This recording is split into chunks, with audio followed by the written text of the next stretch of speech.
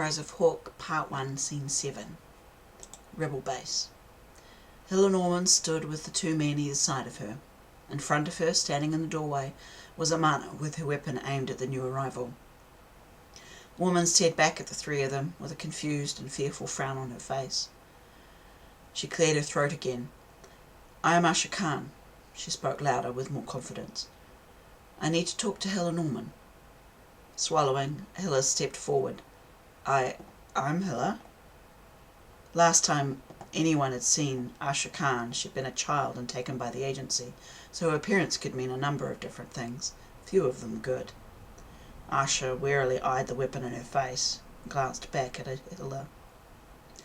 Asha looked very much like her mother had before she was killed, so Hilla had no doubt she really was Asha Khan. What she wasn't sure about were her intentions. "I've been instructed to ask if you would agree to meet with Hawk." Hilla frowned. "Who's Hawk?" She seemed to choose her words carefully. "He says he wants to help the rebels fight the agency and survive what is to come." I don't understand. What's going on?" Asha shook her head. "I don't know much myself. I only know that he'd like to meet you, and that he has guaranteed your safety." Feigning confidence, Hilla put a hand on one hip. "And why didn't he come here himself? Why use you?" "He wants to keep his identity a secret." Her voice was quiet, and Hilla sensed a snippet of fear, but couldn't see what had triggered it. "So what?" Amana, re-gripping her weapon tensely, sounded cynical. "We're just supposed to trust him and do what he demands because of what you and your parents meant to the rebels?" Hilla sensed confused fear in Asha, and her deepening frown mirrored this. No, you misunderstand me. He's not demanding anything. He's simply asking to meet her. She can say no and I'll go back and tell him." Asha flinched as if she'd been bitten and looked behind her. A girl, perhaps 13 or 14 years old, stood on the pavement. Hi." The girl stepped inside and glanced nervously at Amana's weapon. Do you know Talon? He's hurt and needs help." "I'll get Ren." Behind Hilla, Nama spun around and ran up the hall to the stairs. In the doorway, Asha looked sideways at the girl. "Is Talon all right?" I'm not sure. He's been shot and I can't carry him." The girl stared wide-eyed at those gathered in the doorway and locked eyes with Hilla. "Are you really the Psy Rebels?" She was frightened, but Hilla sensed she was also a little excited, as if they were celebrities to her. A smile broke out on Hilla's face. "Yes, we are." "Can I—" Fear flickered in the girl's dark eyes. "Join you?" Behind Hilla came a sound of running, and Nama shot back out through the hallway towards them with Ren in tow. "Tolan." He flicked his head, and the boy next to her stepped in behind him. At the door, Nama turned to give her a firm, yellow-eyed glare. "Don't you go anywhere until I get back." Then Nama led the small group out of sight. There were only Hilla, Amana and Asha left standing in the doorway. Looking back at their new arrival, Hilla wondered what she should do now. As far as she could empathically sense, Asha seemed to be the person they had all known as a child.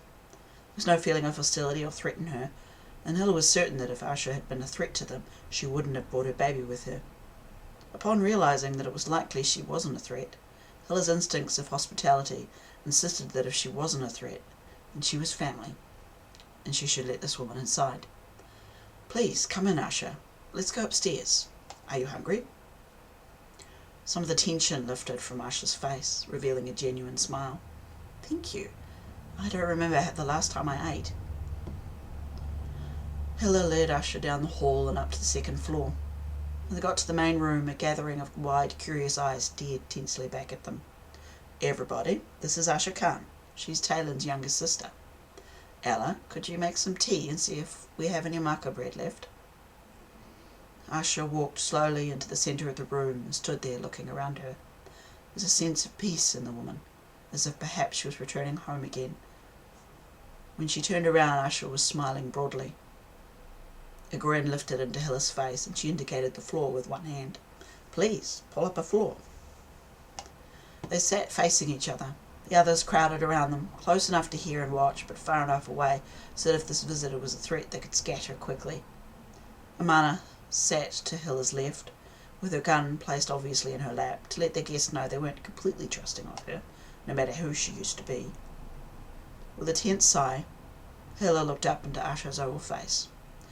"So, let's start again. This hawk person wants to meet with me, and he sent you as his messenger." Asha nodded. "Do you know what he wants to talk about?" "No, he didn't tell me much of anything." Her voice was quiet, but Hilla sensed no deception. Asha believed what she was saying. Amana snorted. "And how do you know he doesn't want to kill Hilla?" "He gave me his word." Asha's voice was calm and firm. Amana made a scoffing noise, which was silenced immediately by Krenna calling out from her cot, "Hilla." "Excuse me a moment." She got to her feet, and when she reached her love, Krenna's light brown eyes were open. A weak smile twitched at the edges of her mouth. "Abi Kashan, Krenna Ree?" Dark-haired Asha stood next to her. "Yes, she's..." "Hilla, go with Asha." Krenna's mental voice was very weak, but clear even though Hilla wasn't a telepath. She frowned at her. "Why?" 20 years ago, Seta Khan said that a man called Hawk would come. He said his children would help this man destroy the agency and save us. "Dad said that?" Hilla shook her head. "But Krenna, I don't understand." The wheezing was getting worse and Krenna's eyes were closing again. "Hilla, go with her."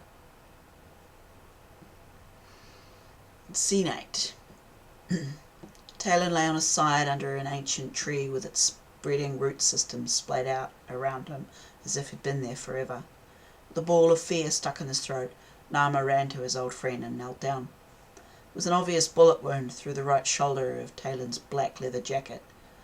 His skin was cool to the touch and there was no response from him at all. Leaning over, Nama put an ear to his chest. Talon's breathing and heartbeat were very slow and weak. "Abi Kashan. Is he..." "No," interrupting Colin's question. He glanced up over his shoulder at the boy. He spat off, but still breathing. Old Ren knelt down next to him. "Help me turn him over, so we can get a look at this wound." He and Ren gently shuffled Tay onto his stomach and took one arm out of his jacket. A lot of blood stained his shirt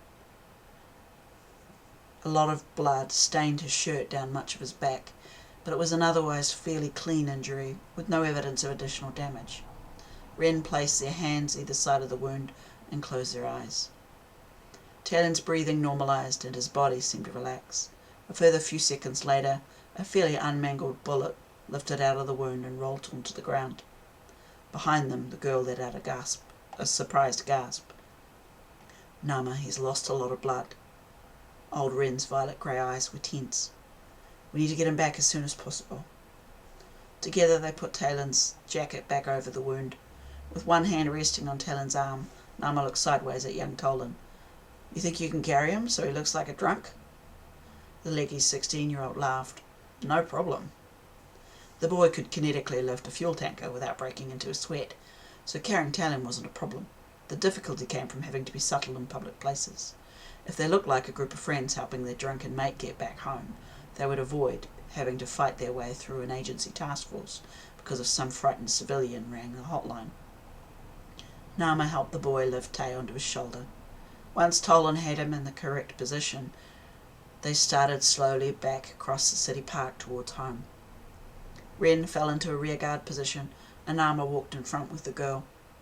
She was shy and quiet, but at the same time the shyness seemed to be a defence mechanism and not a lacking in confidence. Nama put a gentle hand on her shoulder to get her attention.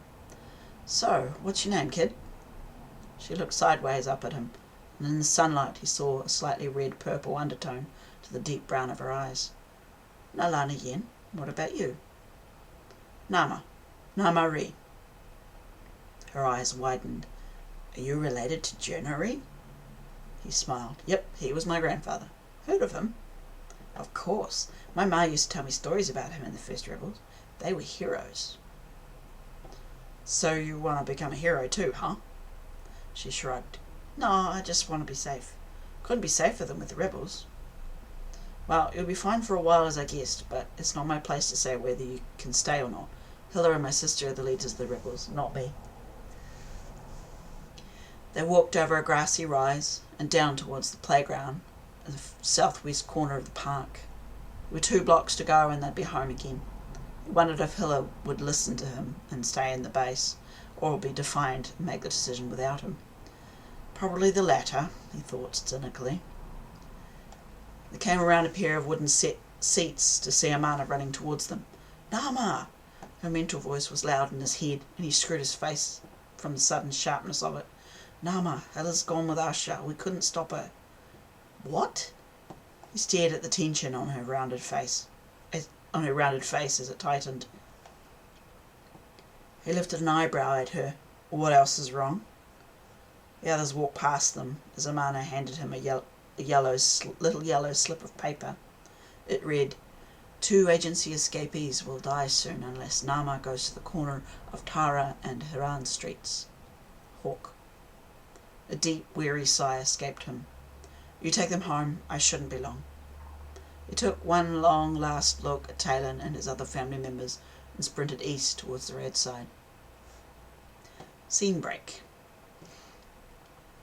Nama didn't like being sent on errands for other people, especially when he suspected that the errand was engineered to keep him distracted and out of the way. If it was anything else, he would have ripped up the note, but escaping the agency was difficult at the best of times. If they were real escapees, they would need real help. As he got to Hiran Street and continued sprinting north up the 4-lane road, he heard a number of gunshots echo down towards him. Could easily be some Spades gunfight, but it could also be the escapees in trouble. It was only 1 more block north, and as he neared the oddly abandoned intersection, he slowed his pace. In the middle of the road, a blue-suit agent stood over 2 others who were kneeling. Nama walked onto the road towards them and lifted his weapon. The tall, skinny agent didn't react to his approach, but one of his 2 captives stared wide-eyed at Nama over the gun. The terror shifted into a silent plea in their eyes. Nama made his voice sound very harsh. "Drop the weapon." The agent didn't move, except to glance sideways at him. "This is agency business. Go away." Nama sighed. "Your funeral." He pulled the trigger and the bullet hit the man in the back, slightly off-centre between his shoulder blades. He let out a pained wheeze and crumpled to the concrete, approaching his body. Nama picked up the agent's weapon, flicked the safety and put it in his pocket. Glanced down at them. "You 2 heard of a guy called Hawk?" Closer, the 2 shook her head. Grey eyes were wide. "Well then, do you know anything about this?" He lifted a yellow sticky note and showed it to them. Surprised, they both got to their feet. The grey-eyed one lifted another yellow sticky from a pocket in her pants and handed it to him. Written across the paper in the same handwriting as his note was an A0 level passcode. Nama lifted an eyebrow at it. Whoever this Hawk person was, he sure knew how to engineer an escape. "Come on then," he indicated with a throw of his head that they should follow him, and turned back the way he'd come. A taller blonde woman matched pace with him on one side. "I'm Anna." "Nama." A second woman stepped up on the other side of him. "Hiran, do you know—" "No, I don't know anything. Let's just get off the street first." He really needed to get back home as soon as possible to check on Talon and start searching for Hilla.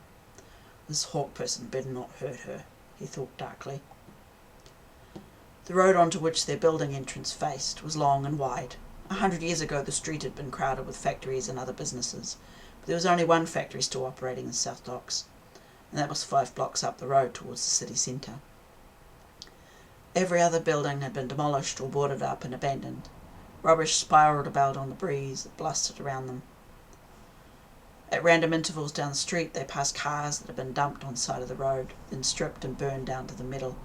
One could almost film a zombie movie on their street because it felt that dead and abandoned. Carving a lazy diagonal line across the road, he headed towards the big metal doors of their building.